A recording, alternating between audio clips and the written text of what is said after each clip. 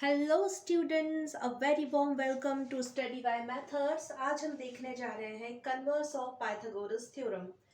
तो Pythagoras theorem पर मैंने पहले ही एक वीडियो बनाया हुआ है, आप चाहे तो वो वीडियो जाके देख सकते हैं ताकि आपको पाइथागोरस थ्योरम ठीक से समझ आ जाए। आज हम करने जा रहे हैं कन्वर्स ऑफ पाइथागोरस थ्योरम। तो देखिए क्या होता है, ये रहा स्टेटमेंट, मैं पढ़ के सुनाती हूँ, ध्यान से सुनिए। In a triangle, if square of one side is equal to the sum of the square of the other two side, then the angle opposite the first side is a right। ठीक है, इसका क्या मतलब हुआ? ये कुछ भी नहीं है, ये same to same Pythagoras theorem बोल रहे हैं। ठीक है, जो कि क्या होती है, hypotenuse square is equal to perpendicular square plus base square, या फिर इसे कह सकते हैं hypotenuse square is equal to base square plus perpendicular square. एक ही बात है। चलिए अब देखते हैं इसका कन्वर्स। तो ऑलरेडी मैंने एक ट्राइंगल बनाया हुआ है और मैं इसे नाम दे देती हूँ। तो इसे नाम देते हैं हम, ये रहा P, ये रहा Q और ये रहा R। ठीक है, चलिए कोई भी थ्योरम आप स्टार्ट करते हैं तो पहले आप वहां पर गिवन लिखिए, देन प्रूफ क्या करना है वो बताइए। तो यहाँ पर हमें क्या प्रूफ करना है कि अगर यहाँ पर पाइथागोरस थ्योरम अप्लाई की जाए तो कंडीशन क्या होती है। जब पाइथागोरस थ्योरम लगती है तो कंडीशन ये होती है कि वो जो ट्राइंगल है ना बच्चों, वो क्या होना चाहिए, right angle triangle, that means 90 degree. ठीक है, तो अभी आपको यही बताना है कि अगर यहाँ पर पाइथागोरस थ्योरम यूज की गई है तो बताइए इस ट्राइंगल में ये जो एंगल है ना, ये कैसा है, ये 90 डिग्री है। ये आपको अभी बताना होगा या प्रूफ करना रहेगा। यही क्या है, कन्वर्स ऑफ पाइथागोरस थ्योरम। तो सबसे पहले हम गिवन लिख लेते हैं। तो गिवन क्या है बच्चों, एक ट्राइंगल है P Q R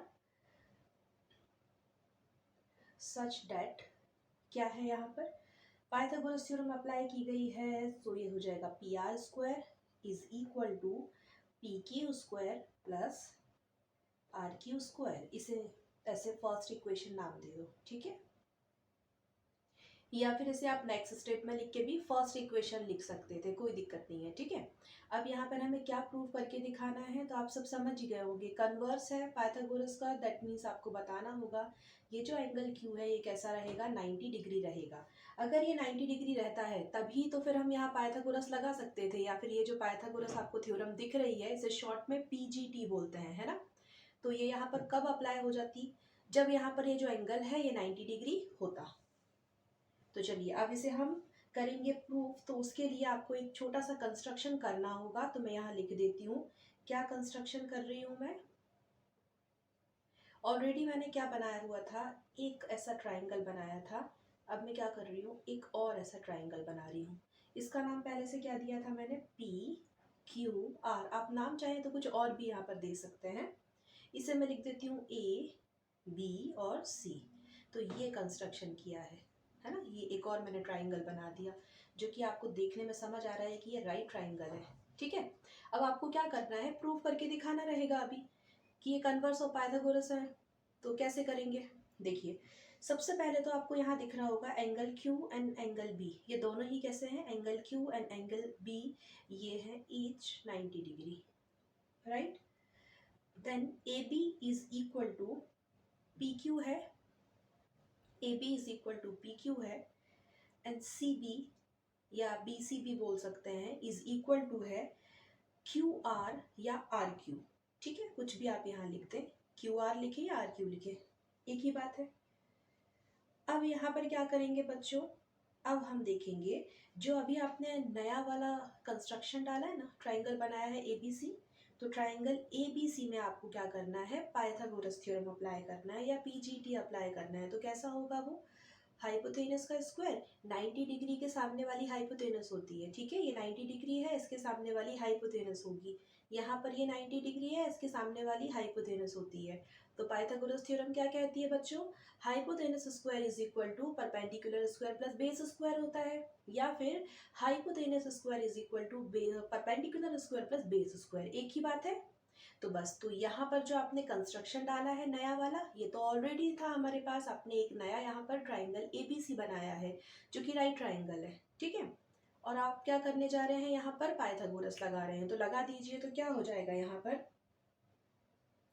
A C square is equal to A B square plus BC²। ये किस वजह से हुआ है? ये हुआ है PGT, that means Pythagoras theorem, इसकी वजह से ये हुआ है। ठीक है, ओहो इंक फैल गई थोड़ी सी, सॉरी। चलिए ये हो गया PGT, इसे मैं नाम दे देती हूँ सेकेंड इक्वेशन।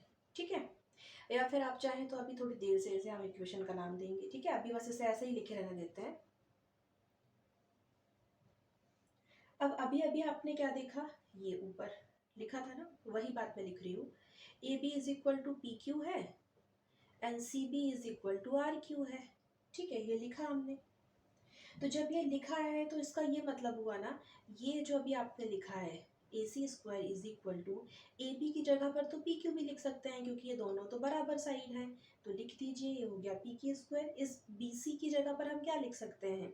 RQ या QR लिख सकते हैं, क्योंकि ये क्या है, इक्वल साइड्स हैं। अभी हमने ऊपर लिखा तो हम लिख देते हैं, यहाँ पे भी फिर से लिख के दिखाया मैंने, तो मैं इसकी प्लेस पर क्या लिख देती हूँ, ये हो गया RQ²। अब इसे क्या करते हैं बच्चों, नाम दे देते हैं हम सेकेंड इक्वेशन। ठीक है, अब देखिए, जो आपने सबसे ऊपर इक्वेशन बनाई रखी थी ना, फर्स्ट ये नाम दिया था और ये अभी सेकंड है, इन दोनों को देखिए। तो ये जो पूरा आपको साइड दिख रहा है यहाँ पर, ये पूरा राइट हैंड साइड पर, यहाँ पर भी राइट हैंड साइड पर आपको बिल्कुल इक्वल या एक जैसा नज़र आ रहा होगा, एकदम सेम है, बस ये और ये अलग है। ठीक है, तो हम कह सकते हैं ना इक्वेशन 1 एंड इक्वेशन 2 से, क्योंकि ये वाला जो राइट हैंड साइड पर लिखा है और यहाँ पर जो राइट हैंड साइड पर लिखा है, ये दोनों ही बिल्कुल सेम है, एक जैसे हैं। तो हम क्या लिख देंगे, AC² is equal to PR² लिख देंगे।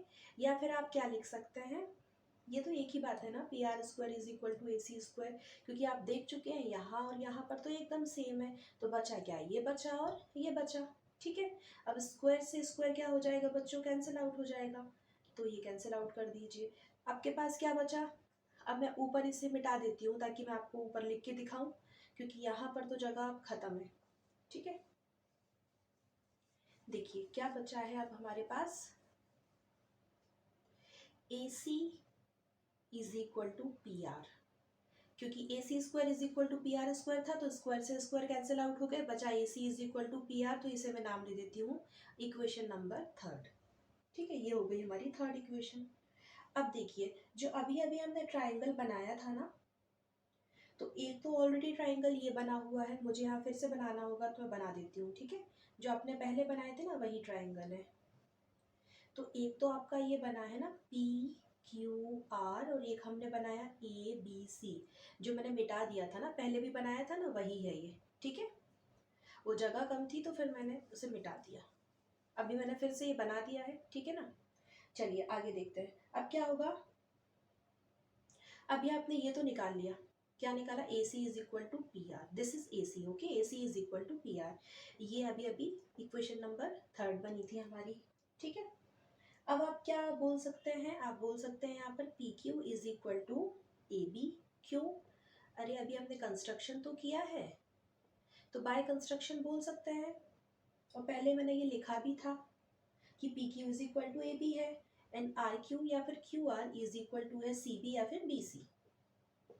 ये भी हमने क्या लिख दिया, बाय कंस्ट्रक्शन। ओके, और क्या होगा, तो ये तीनों क्या है, ये तो सब साइड्स है, तो दैट मीन्स व्हाट, सारी साइड्स कैसी हैं, इक्वल में आ रही हैं।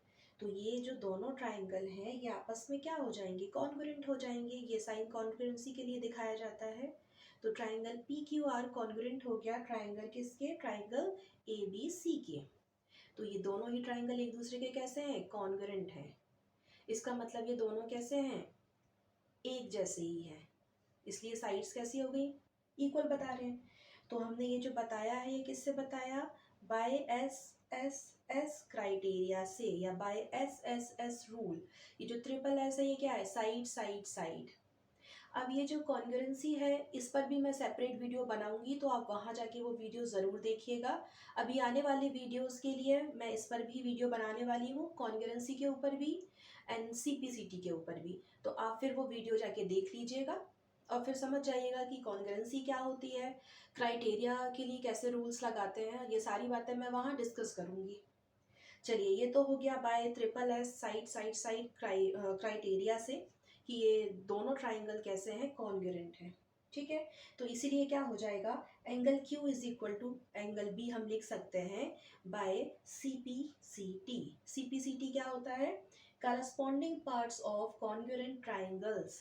तो CPCT पर भी मैं वीडियो बनाऊंगी, तो आप वहां पर जाके उसे और अच्छे से समझ सकते हैं कि CPCT क्या है।